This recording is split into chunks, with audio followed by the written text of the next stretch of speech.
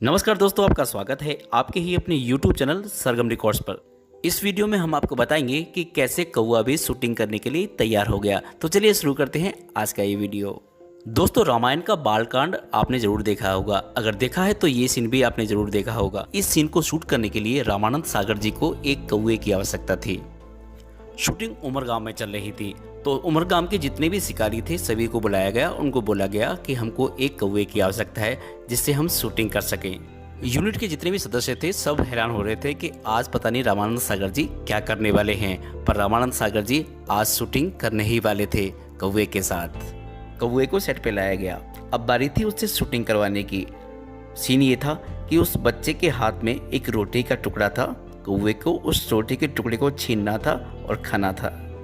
दोस्तों, ये सीन बहुत ही मुश्किल था क्योंकि इसमें जो दो कैरेक्टर थे, पहला कौवा और दूसरा बच्चा, ना तो कौवे को कुछ सिखाया जा सकता और ना ही बच्चे को कुछ सिखाया जा सकता था। इसलिए रामानंद सागर साहब के लिए ये सीन बहुत ही मुश्किल था। और सबसे मुश्किल बड़ी बात यह थी कि कौवा कभी भी उड़ सकता था। इस सीन की शूटिंग रात को हो रही थी और शूटिंग देखने के लिए काफी लोग भी आए हुए थे। उसमें से एक सज्जन ने कहा कि आप ऐसे कीजिए कि कौवे के पैर को बांध दीजिए जिससे ये उड़ नहीं पाएगा, और दूसरे सज्जन ने ये कहा कि ऐसे कीजिए आप कौवे के पंख को काट दीजिए जिससे ये उड़ नहीं पाएगा। पर रामानंद सागर ने दोनों की बात नहीं मानी।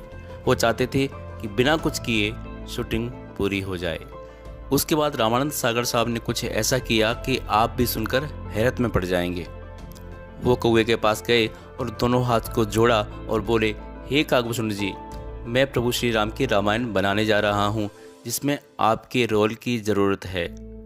आप भी इस रोल में मेरी सहायता कीजिए। जब तक ये कंप्लीट नहीं हो जाता आप कहीं मत जाना। ऐसा बोला रामानंद सागर जी ने कौवे से।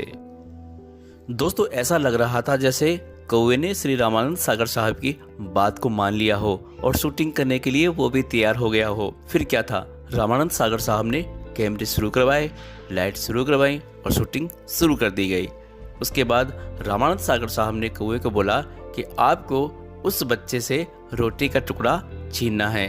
कौवे ने वैसा ही किया। जैसे जैसे रामानंद सागर साहब बोलते गए वैसे वैसे वो कौवा करता गया। दोस्तों, ये शूटिंग करीब 1 घंटे तक चली और 1 घंटे तक कौवा उड़ा नहीं। और जैसे ही शूटिंग कंप्लीट हुई कौवा उड़ गया। यह जानकारी हमने रामानंद सागर साहब के बेटे प्रेम सागर जी की एक किताब से ली है, जो कि उन्होंने रामानंद सागर साहब की पूरी जीवनी के बारे में लिखी है। उसमें से एक पार्ट ये भी है। ये किताब अमेज़न पे उपलब्ध है, आप भी देख सकते हैं, खरीद सकते हैं। इस किताब में वही चीज़ लिखी हुई है जो कि हमने आपको बताई है। ऐसी और भी जानकारी हम आपको देते रहेंगे।